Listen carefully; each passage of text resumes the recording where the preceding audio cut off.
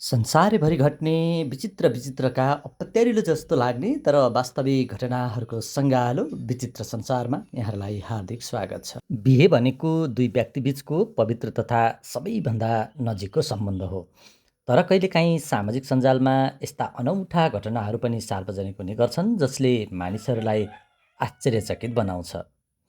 इन्डोनेसियामा भएको एउटा अनौठो बिहेको घटना सायद संसारकै पहिलो र अन्तिम बिहे हो भन्दा फरक नपर्ला।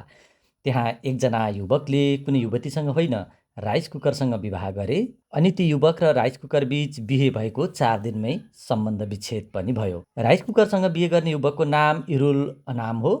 अनामले राइस कुकरलाई बेहुली बनाएर बिहे गरेका तस्बिर सामाजिक सञ्जालमा यत्रतत्र सार्वजनिक भएका थिए।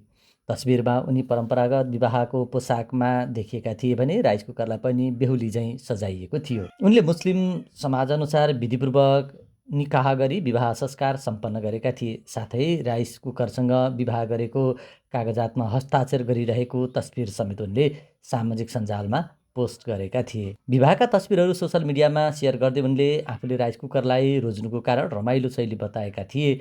उनले भनेका थिए, राइस कुकर आज्ञाकारी छ, शान्त छ र सबैभन्दा महत्त्वपूर्ण कुरा यसले स्वादिष्ट भात पकाउँछ। तर यो अनौठो विवाहको 4 दिनपछि अनामले सोसल मिडियामा अर्को पोस्ट गरे र आफूले आफ्नी पत्नी राइस कुकरसँग सम्बन्ध विच्छेद गर्न लागेको घोषणा गरे। त्यस क्रममा उनले ठट्यौली शैलीमा सम्बन्ध विच्छेदको कारण पनि बताए। राइस कुकरले भात मात्रै पकाउन सक्ने तर अन्य परिकार बनाउन नसक्ने हुनाले आफ्नो सम्बन्ध लामो समय टिक्न नसकेको उनको भनाइ थियो। सन् 2021को उक्त घटनाले सामाजिक सञ्जालमा त्यस्ताका व्यापक चर्चा पाएको थियो। विवाह र सम्बन्ध विच्छेदका दुवै तस्बिरहरू लाखौँ मानिसहरूले हेरेका थिए।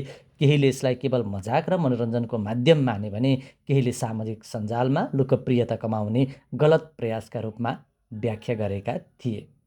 तपाईँलाई यो भिडियो कस्तो लाग्यो? अवश्य पनि आफ्नो प्रतिक्रिया कमेन्टमा लेख्न भने नभुल्नुहोला।